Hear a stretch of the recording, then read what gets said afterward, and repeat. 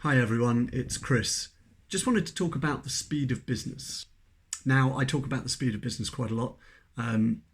You'll know if you watch any of my videos or you've read any of my articles, and please go and have a look at my stuff to see more about this kind of thing. But today, there's a slightly different focus. So I talk a lot about the fourth industrial revolution, maybe the sixth. I talk about how business speed has increased, how the markets have increased, how there's a massive gap in generational knowledge with millennial and post-millennial and even further, and how companies are really struggling with all this kind of thing. And yes, speed of business is very important to understand. But what I'm talking about today is you, me, people, and how we need to have some self-care and how we need to operate, as correctly as possible. So there's two sides to this. There's kind of the self-care side and the, making sure you've got everything done to look after yourself. But there's also the side of doing things effectively for a company as well. And that's one thing that bureaucracy is not very good at. Now, I've just posted an article on bureaucracy. I'll be posting a second part on where we go from bureaucracy very soon, possibly today. We'll see how that goes. But I talk about, all of that kind of thing quite a lot. So really what's important here is the understanding that you should not deliver too much and you should not deliver too fast. That will be detrimental to both you and the company. Now, this is something that bureaucracy very often demands. Okay, companies very often have this idea that, you owe the company more. You owe extra hours. It's in the contract, right? I've seen that a number of times. If you aren't completely filling your hours, then they'll find something else for you to do because nobody should look like they aren't busy, which is bullshit, right? If you are doing the job and you are producing the results and more even, right? If you're getting more done, they have no right to demand anything else. And if you choose to give it, then so be it. But a company has no right to demand if you are producing what they require and maybe a bit more. So this is quite interesting because this means the company is focused on output, not outcome, right? They're focused on things like hours.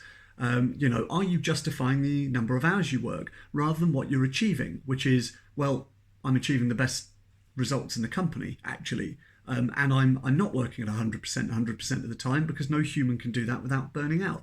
And I'm not a component in the machine. And this is where systems thinking and process engineering and Taylorism butt up against things like reality, humanity, social complexity, things I talk about a lot. Okay, so if we're bringing humanity back to business, which is starting to happen a lot, if we're starting to move away from rigid bureaucracy, which is starting to happen because we need to, it's failing, right? It's failing the people within the system and it's failing the system itself. So we need to start moving from this stuff, right? So think about how you approach this. Think about what a breakneck pace really means. Why should we run at a breakneck pace in business? Why should we be doing this? Moving fast is fine. We need to keep up with the market. Businesses need to. But you can't move fast to keep up with the market and over-constrain the people within and demand that they just run to keep up because there are going to be problems. Mistakes will be made. People will be overworked. They will burn out. Burnout is what happens when you fall and break your neck in business, right? That's a real problem. You need to move with precision, with control, in a direction, with care. As business speeds up further and further and further, you see so many professionals throw themselves even more into the fallacy of work till you drop, get more done, fulfill your hours. I don't give a shit about the hours. If I get what I need to get done, and I find some time free, then that's perfect. I don't have to justify all of that, and you shouldn't have to justify that. You're there to do a job. So, remember, this means you're moving too fast, and if you fall, you could break your neck. That's not a good place to be. So recovery from that kind of thing can be immense. 2-week holiday doesn't fix that kind of thing. You could be talking years. That's detrimental to you, your personal life, the business, right? All of these kind of things. It's not worth doing. So slow your pace, take a look around, deliver quality, be a professional. I wrote an article on professionalism recently as well. I need to do part 2. And the two things that define a professional are, do you have the attitude and the knowledge and the skill required, the aptitude to carry out a task to a specific minimum level, which is professional, or do you look like you're busy and do you look like a professional? A lot of bureaucracy cares about the second at least as much as the first, if not more, because the first is about results. The second, I don't care about particularly, right? It's not very important to me outside a number of very specific instances.